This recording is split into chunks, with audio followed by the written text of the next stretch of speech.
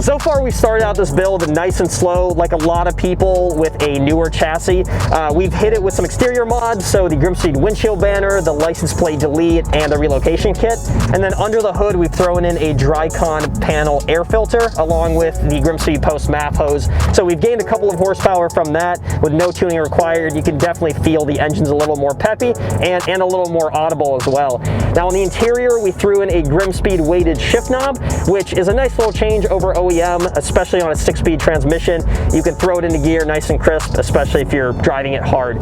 Now the next logical thing we're going to do is move into the Stage 1 GrimmSpeed package. That's going to include the Stealth Box intake, the 3-port boost controller, and then we're actually going to get it tuned as well, because those parts do require tuning. We're going to throw an access port on it and take it to JM Auto, see what kind of power bump we can make over the introductory level items. In addition to that, we're going to pull over here in just a few minutes and pop the hood for a couple more aesthetic changes. We want to spruce up the engine bay just a bit more so that the power mods are going to look good as well as perform good. And that means throwing in things like fender shrouds, alternator cover, radiator shroud. We're going to do an oil cap and a battery tie down. And we'll see how everything looks once it's all installed. So we'll find a good spot here and start wrenching.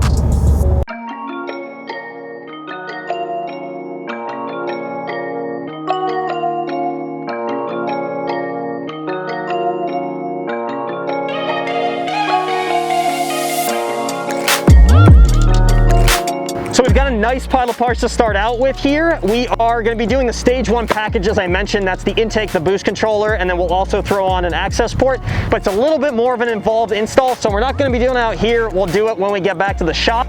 For now, we are going to start with some of the aesthetic stuff under the hood, and the first part to start out with is one of our most popular. That's the GrimmSpeed fender shrouds. These replace a couple of really ugly pieces in the engine bay, and there's a reason that people really love them. So let's pop the hood, throw them in. It's a super easy install, and we'll see how it looks afterwards.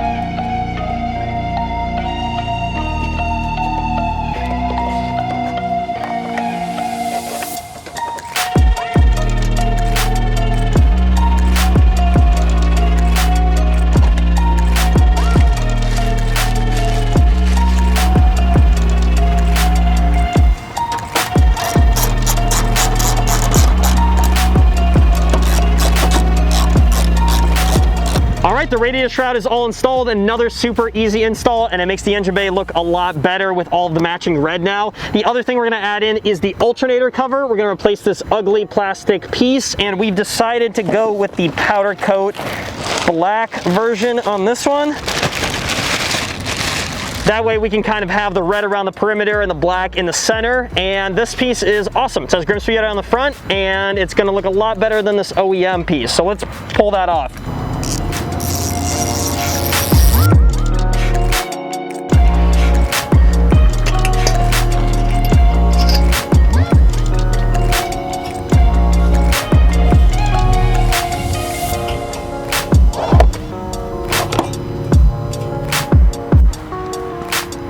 Last but not least, we're going to finish things off with a lightweight battery tie down and the bolt oil cap. These are two pieces that are going to look really good on here, and another really simple install.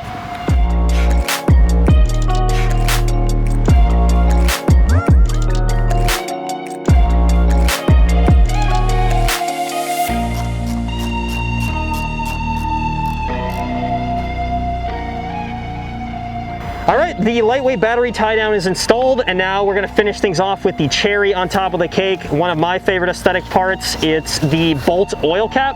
Now, these are billet aluminum, and they're machined and coated to match some of the bolts in your engine bay. There's a yellow zinc and then a clear zinc that looks kind of like some of these bolts.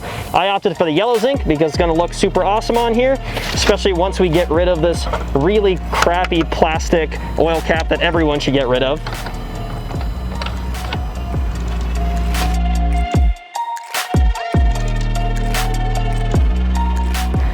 Well, there you have it. That was a fun little install day with a lot of easy to put in aesthetic parts. So we did the fender shrouds, the alternator cover, the radiator shroud, the battery tie down, and the oil cap. And really it all comes together to make this engine bay look a lot better. Now we haven't really started on any of the performance stuff aside from the Drycon air filter and the post MAF hose. But first thing tomorrow morning when we get this thing back to the shop, we're going to be doing the Stealth Box air intake and the 3-port boost controller. And then we're going to go back to the dyno and make some power on this car. We'll compare what we had at baseline versus what we make on the stage 1 package. So stay tuned for that, and we'll see if we can make this thing perform just like it looks, which is great. All right, we're back at the shop this morning and we're gonna get started on putting in some of these stage 1 upgrades. Now, typically we like to work out of our engineering bay here, but it is a little bit loud today since the welders and fabricators are working on aluminum pieces. So I'm gonna roll this car outside and we're gonna get started on putting these upgrades in.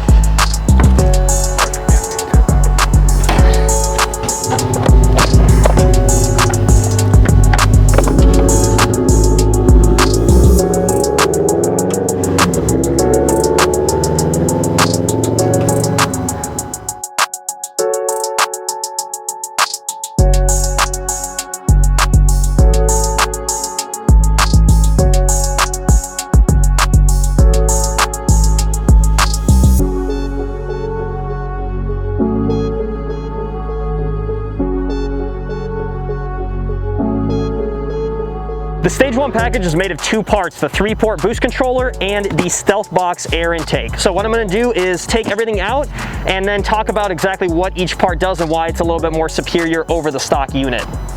Our Stealth Box line of intakes has been hugely popular over the last couple of years, and so a lot of you know what goes into it. I'm going to go over it really quickly anyway. The first thing is the cone filter. Now this is a dry element filter, so no oiling required, super easy to clean. You have the coupler and then the intake tube, and over here the heat shield and gasketing material. Now overall this package you can see looks a lot better compared to the stock one, and once it's installed in the engine bay, especially with all these aesthetic pieces, it really changes the look of the car. But in addition, it also changes the performance of the car.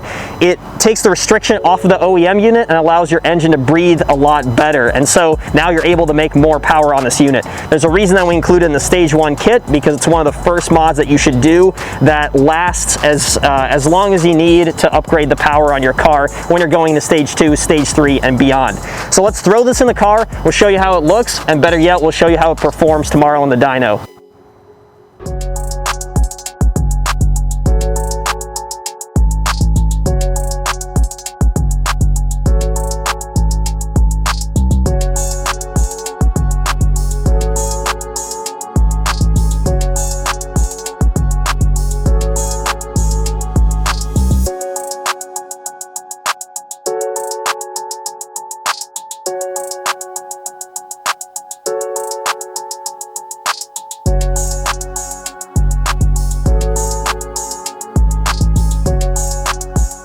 So here it is, the intake all assembled as one unit. It was pretty easy and actually kind of fun, sort of like a puzzle.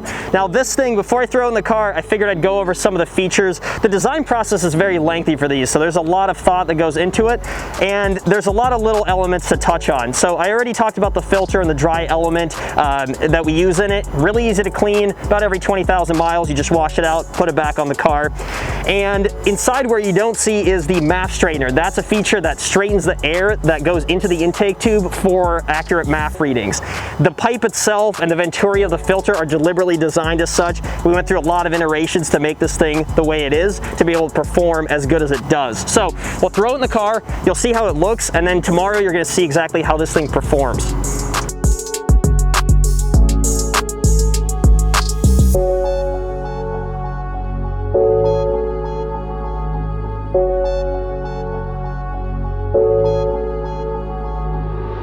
Now that the intake's installed, we're gonna move on to the second piece of the puzzle in the Stage 1 kit, and that is the GrimmSpeed 3-port boost controller. Now this little unit replaces your OEM 2-port, and really what it allows the tuner to do is have more precise control of the boost that your car is making. So anytime you're upgrading the performance of your car, this is a necessary part. We recommend putting it on right before your first tune, which is exactly what we're gonna be doing. Now there's an in-depth install guide on our website with this. I'm gonna throw it on the car just to get ready for tomorrow, and then we'll see what the combination of the boost controller and the intake as a Stage 1 package can do.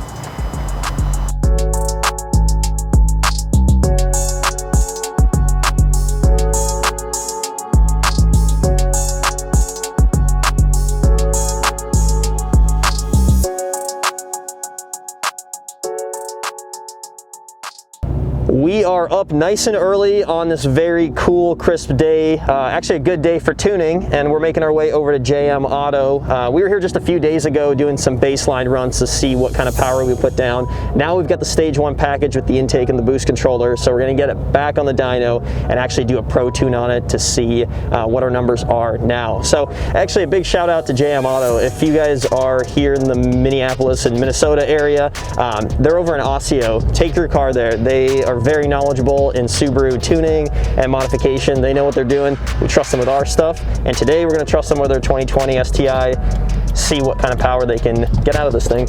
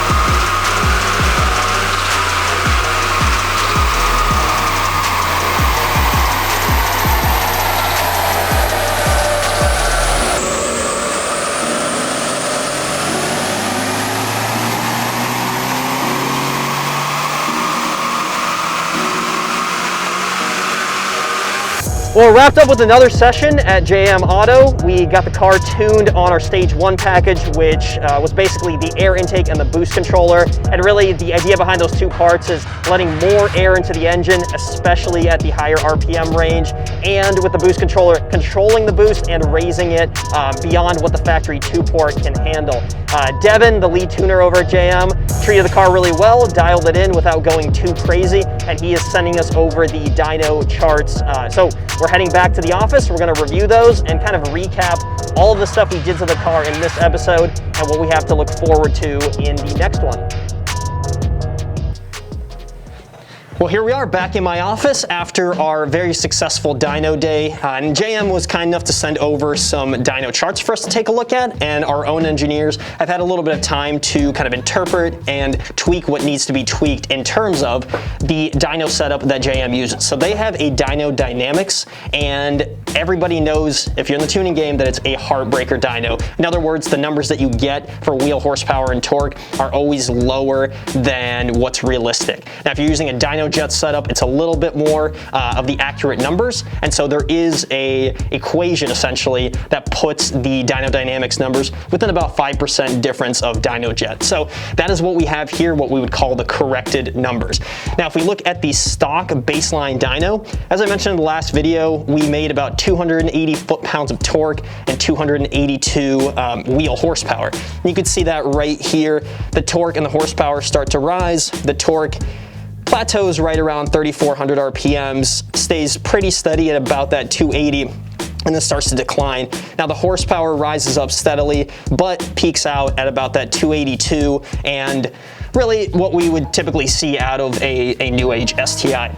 Now, if we switch to the GrimmSpeed Stage 1 results, that's the intake, the boost controller, obviously dyno tuning, and a little bit better grade of gas. We use 93 instead of 91. We do actually see a major difference the torque is probably the biggest thing. You can see that it rises pretty sharply here and peaks out at just about 339 foot-pounds of torque. So that's about a 60 foot-pounds difference compared to the OEM tune, which is absolutely huge. So you can see it peaks out and then begins to drop off pretty steadily. Now on the horsepower, we get a steady rise throughout the RPM range, peaking at about 307 wheel horsepower. So that's very good. That's about 25, 26 wheel horsepower over the stock tune and stock configuration. So we got plenty of torque, a nice horsepower bump, and overall a better streetable package. Now, that's really exciting with the stuff that we put on. Shout out to JM for doing such a great job on the dyno, and we're really excited to move into the next phase, which is stage 2, and that's gonna include the GrimmSpeed downpipe. So basically what we've let the car do now is breathe better, and then once we put that on, it's gonna be able to exhaust the spent air a little bit better as well. So that's gonna gain even more horsepower and make this an even more exciting car.